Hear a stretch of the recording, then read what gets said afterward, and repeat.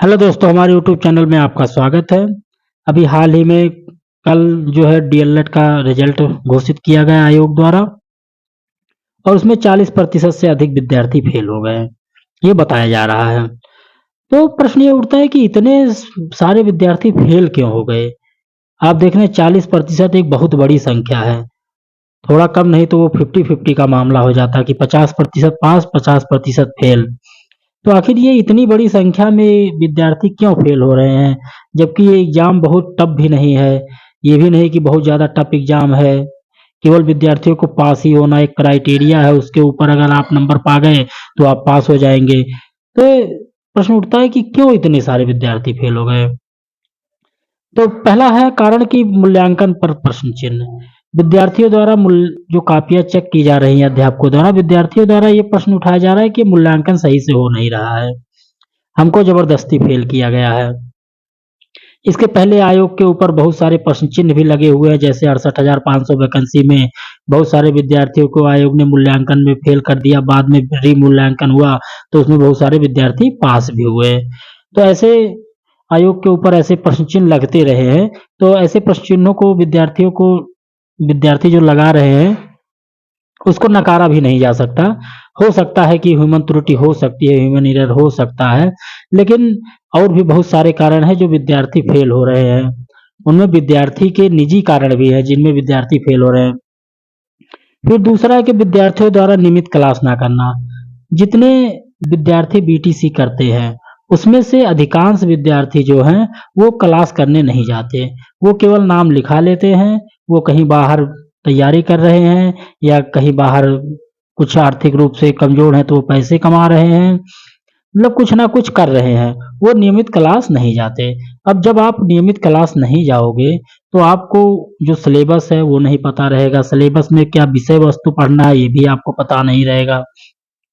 तो स्वाभाविक है कि आपकी इस मतलब सब्जेक्ट पे कमजोर रहेंगे। आप किसी भी चीज की तैयारी कर रहे हैं तो आपको उसमें बाल मनोविज्ञान तो पढ़ना नहीं पड़ेगा, नैतिक शिक्षा के जो क्वेश्चन आते हैं उसको पढ़ना नहीं पड़ेगा, जो हिंदी में जो विषय क्वेश्चन आते हैं डीएलएड के वो आपको पढ़ना नहीं पड़ेगा। संस्कृत आपको कहाँ किसी कंपटीशन में पढ़नी पड़ती है, बहुत ही कम कंपटीशन है जिसमें संस्कृत पढ़नी पड़ती है। और जो हिंदी के क्वेश्चन आते भी हैं वो कहीं ना कहीं डीएलएड के बेस के क्वेश्चन आते हैं, उनमें ग्रामर बहुत कम पूछे जाते हैं, ग्रामर जो रहते भी हैं वो आसान होते हैं, लेकिन कुल मिला के और भी तरीके से, और प्लस कंप्यूटर आता है तो उसमें भी जो है कि आप कंपटीशन में कंप्यूटर कहाँ पढ़ते हैं, कंप्यूटर बहुत ही कम कंपटीशन में आता है। तो ये सब चीजें आती हैं, इसलिए विद्यार्थी जो नियमित क्लास नहीं करते तो विद्यार्थी फेल हो रहे हैं। फिर दूसरा है गाइड से अध्ययन करना, किताब से अध्ययन ना करना। विद्यार्थी क्या करते हैं कि अंत समय में एक पतली सी गाइड आती है और अन्य विद्यार्थियों द्वारा ये बताया जाता है कि आप इसको केवल रट लीजिए, सभी क्वेश्चन इसी में से फंस जाएंगे। और आखिरी में क्या होता है, विद्यार्थी जब उसको रट लेते हैं तो रटत विद्या घटत ज्ञान वाली बात हो जाती है कि आपने रट तो लिया है, आप समझे हैं नहीं है, क्वेश्चन की प्रवृत्ति अगर चेंज हो जाती है तो आप क्वेश्चन को कर नहीं पाते, और जब आप क्वेश्चन कर नहीं पाओगे तो स्वाभाविक है आप फेल हो जाओगे। फिर है कि नकल के भरोसे रहना।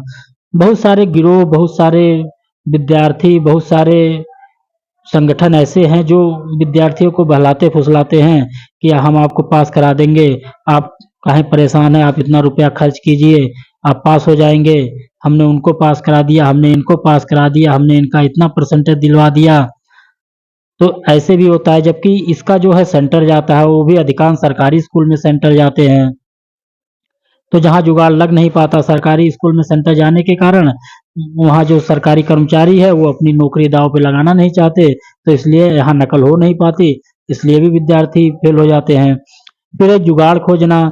जब आप साल भर पढ़े नहीं रहोगे, 6 महीना 4 महीना पढ़े नहीं रहोगे, तो फिर अंत समय में आप जुगाड़ खोजोगे, और जब जुगाड़ खोजोगे तो जुगाड़ लग नहीं पाएगा, तो फिर आप स्वाभाविक है कि फेल हो गए।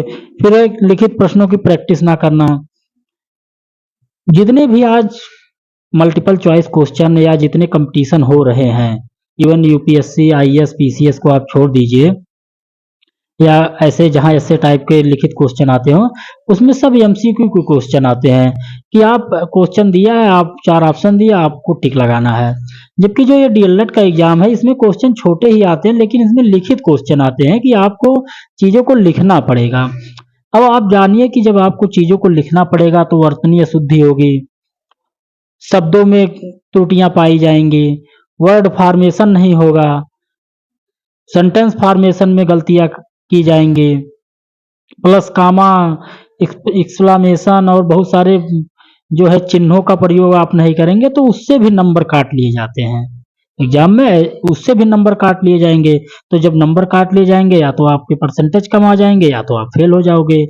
तो यदि आपको ऐसे एग्जामों पास होना है तो आपको प्रश्नों को लिख लिख के हल, मतलब लिख लिख के आपको हल करना पड़ेगा, जिससे कि आपकी एक प्रैक्टिस बनी रहेगी प्रश्नों को लिखने की और आप आसानी से हल कर ले जाओगे। तो ऐसे बहुत सारे कारण हैं जिसके कारण विद्यार्थी जो है फेल हुए हैं। तो आपको आगामी ज़्यादा टेंशन लेने की ज़रूरत नहीं है। आप बैक पेपर भरिए और उसके बाद फिर आगे परीक्षा दीजिएगा, थोड़ा मेहनत करके आप पास हो जाएंगे। यदि आपको वीडियो अच्छी लगी हो तो आप चैनल को सब्सक्राइब कर लीजिए, वीडियो को लाइक करिए, वीडियो को शेयर कीजिए। धन्यवाद।